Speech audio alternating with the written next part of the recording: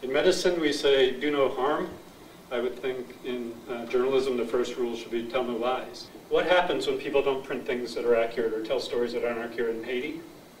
I don't think anything happens. We had an incident, I call it the missionaries with guns incident, where there were some missionaries had packed some guns. They had never been to Haiti, and they got arrested at the airport, or one of them did, and they asked me to come bail them out.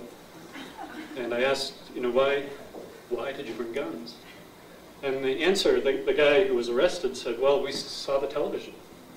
We saw what it was like here, and we had to have guns to protect people. I thought our four panelists this morning got to the heart of both the intersection of interests and jobs of first responders and reporters, but they also got to the heart of the tensions that crop up in these situations.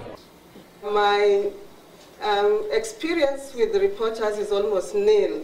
And that is because during the times when we started working in humanitarian relief, the first orientation is don't talk to reporters because they are going to misquote you. Additionally, what we know is if a journalist comes, I'm a midwife and I'm in a maternity, I see them as an interference. Bottom line, that's what it is. And I see them as people who are going to misreport or expose my patients unnecessarily. The news is really, it's not an action movie.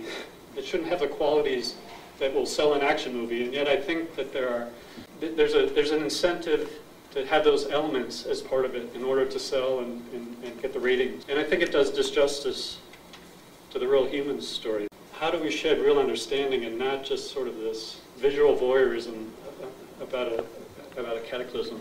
I felt empowered by it. Like, it's giving me tools, so when I actually do get out in the professional world, I know that I want to tell the full story. I want to know who the people are. I want to put faces to stories. Where journalists go wrong is thinking that they know it all. And I think the profession is a lot about talking to other people, asking questions to get all the information you possibly can. Now reporters are part and parcel of our work, and we need them in our daily work.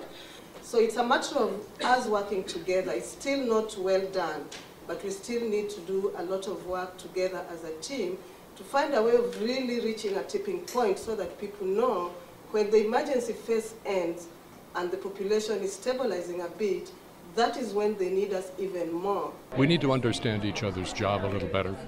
In an emergency situation, in a crisis situation, there are a lot of pressures being exerted on it. An important point and part of the reason we're holding this conference today.